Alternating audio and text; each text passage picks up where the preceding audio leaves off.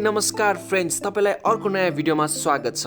आज हामी यहाँ कम्पेयर गर्न लागेको छौं Samsung One UI को iOS को साथ। आउनुस् भिडियोलाई स्टार्ट गरौँ। यदि तपाईले हाम्रो च्यानललाई सब्स्क्राइब गर्नु भएको छैन भने तल दिएको रेड कलर बटनलाई क्लिक गर्नुहोस् अनि सँगै रहेको बेल आइकन बजाउन नभुल्नु होला। अनि भिडियो मन परेमा लाइक शेयर गर्न पनि नभुल्नु होला। म मजाक गरिरहेको छु। खासमा आज हामी कम्पेयर गर्दै छौं Realme को Realme MIUI अनि जुन यहाँ MIUI 12 को नयाँ भर्जनको साथ जसमा iOS को सेन्टर देख्न सकिन्छ। Realme MIUI मा सेम Samsung One UI को जस्तै नोटिफिकेसन प्यानल देख्न सकिन्छ। आउनुस् भिडियोलाई सुरु गरौँ।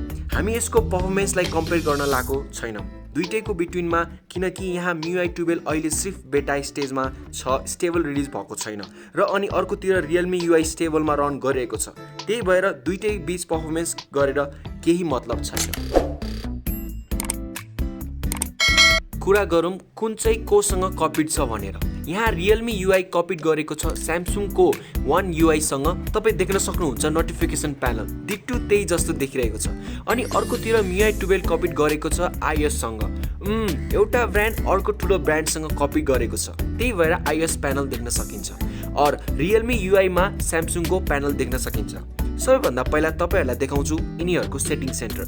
यहाँ छ माई डिभाइस और यसको तलपट्टि अबाउट फोन, जुन कि दुईवटा यस्तै इन्टरफेस देख्न सकिन्छ। एज कम्पेयर गर्नुपर्दा इजिली इन्फर्मेसन देख्न सकिन्छ MIUI मा अनि इनिशियल एकदमै राम्रो देख्न सकिन्छ। ओभरअल इजिली इन्फर्मेसन देख्न सकिन्छ। एज कम्पेयर टु यहाँ Realme MIUI मा त्यस्तो खासै देख्न सकिँदैन, धेरै कुरा बुझ्न सकिँदैन। मलाई पर्सनली MIUI 12 को धेरै राम्रो लाग्छ as compare to Realme MIUI। जुन तपाईलाई देखाउँछु यसरी लक स्क्रिन MIUI 12 मा देख्न सकिन्छ र यसरी Realme MIUI मा देख्न सकिन्छ। यदि म दुईटैलाई अनलक गरेर देखाउँछु एकैसाथ यसमा सिम्पल वाला देखिन्छ भने MIUI 12 मा एनिमेसन भरभरकै देखिन्छ। यसमा तपाई देख्न सक्नुहुन्छ सिम्पल वाला अनलक गेस्चर छ। यसमा कुनै एक्साइटिङ अनलक गेस्चर्स टाइपको छैन जस्तै जुनमा MIUI 12 मा एनिमेसन टाइपको देखिन्छ। जुन अब MIUI 12 को कम्पेयर गर्नुपर्दा यसमा एनिमेसन त एकदमै भरभरकै देखिन्छ।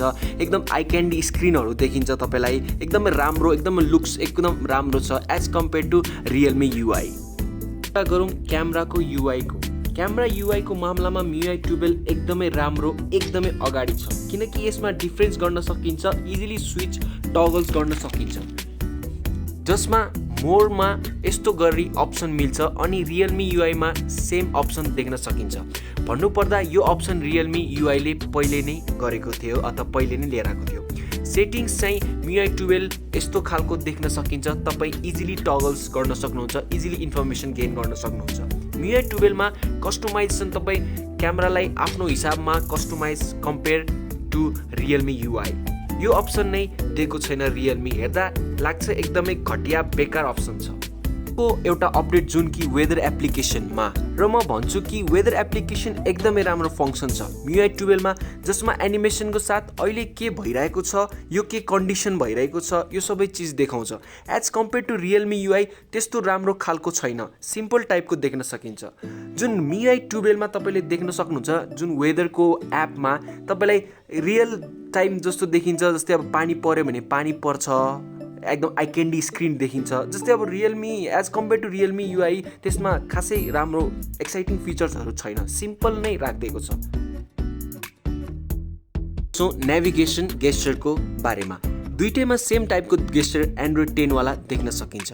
अनि यहाँ रिसेन्ट प्यान हेर्नुहुन्छ भने यसमा तपाईलाई साइड वाला देख्न सकिन्छ र अनि यसमा अप डाउन वाला देख्न मिल्छ। Realme MIUI मा इजिली रिसेन्ट प्यानलाई स्वाइप लेफ्ट गरेर स्विच गर्न सक्नुहुन्छ as compare to MIUI 12 easily recent प्यानलाई स्वाइप अप गरेर स्विच टगल गर्न सक्नुहुन्छ। कुरा गरौँ MIUI 12 मा तपाईलाई फ्लोटिङ विन्डोजको नयाँ अप्सन देख्न सकिन्छ, जसमा तपाई कुनै पनि एप्सलाई एज फ्लोटिङ विन्डोज गरेर चलाउन सक्नुहुन्छ। यो अप्सन Realme MIUI मा अहिलेसम्म मिसिङ छ। डार्क मोड दुईटैमा देख्न सकिन्छ। MIUI 12 मा तपाईलाई डार्क मोड 2.0 देखिन्छ भने as compare to Realme MIUI third party apps use गर्नुपर्छ र दुईटैमा तपाईले शेड्युल डार्क मोड युज गर्न सक्नुहुन्छ। As compare to Realme MIUI schedule dark मोडमा पनि तपाईले एडजस्ट गर्न सक्नुहुन्छ। Realme MIUI मा त्यो एप्स अहिले मिसिङ छ, त्यो फङ्सन मिसिङ छ। त्यही कारणले डार्क मोड 2.0 MIUI 12 मा देख्न सकिन्छ। Always on display. यहाँ रियलमी युआई जुन 15-20 हजार वालामा एकदमै सिम्पल बेकार टाइपको फङ्की टाइपको देख्न सकिन्छ। अलवेज अन डिस्प्ले जुन नभएको राम्रो as compare to MIUI 12 always on display set और धेरै राम्रो सुपर कस्टमाइजेसन गर्न मिल्छ। यो जुन जति सबै डेट टेक्स्ट एनिमेसन सबै कस्टमाइज गर्न सक्नुहुन्छ जुन रियलमी युआईमा अहिलेसम्म मिसिङ छ। मा तपाईले थीम स्टोरमा गएर अलवेज अन डिस्प्लेलाई कस्टमाइजेसन गर्न सक्नुहुन्छ। यसको आइकन्स टेक्स्ट जसरी पनि तपाईले टेक्स्ट डेटहरू हालेर एकदमै फङ्की टाइपको एनिमेसन आई क्यान्डी स्क्रिनवाला एनिमेसनहरू गर्न सक्नुहुन्छ र अलवेज अन डिस्प्लेमा कस्टमाइजेसन भरभरकै गर्न सक्नुहुन्छ। प्लेसमा हेर्ने हो भने दुईटै युआई एकदमै राम्रो छ, इम्प्रुभमेन्ट धेरै भएको छ। तर रियलमी युआई अहिलेसम्म स्टेबल चलिरहेको छ, तर यसमा पर्फर्मेन्स भने धेरै डिक्रिमेन्ट भएको छ। अनि MIUI 12 अहिले त यो बिटा भर्जनमा छ, त्यही पनि यो यसको पर्फर्मेन्स एकदमै खतरा छ। बट कपी गरेको छ iOS-सँग, प्रायलाई मनपर्छ किनकि iOS हो। र अनि जुन रियलमी युआई छ त्यो छ स्यामसङ वान युआईसँग कपी छ। आई डोन्ट थिङ्क कि मोस्ट अफ द पिपुललाई मनपर्छ भनेर, तर यो पनि धेरै युजर्सहरूलाई मन पर्न सक्छ। ओभरअल एकदमै राम्रो छ। तपाईँको कुन चाहिँ फेभरेट हो भनेर हामीलाई कमेन्ट सेक्सनमा कमेन्ट गर्नुहोला। आजको लागि यति नै, अर्को भिडियोसम्म keep exploring. Bye bye, take care.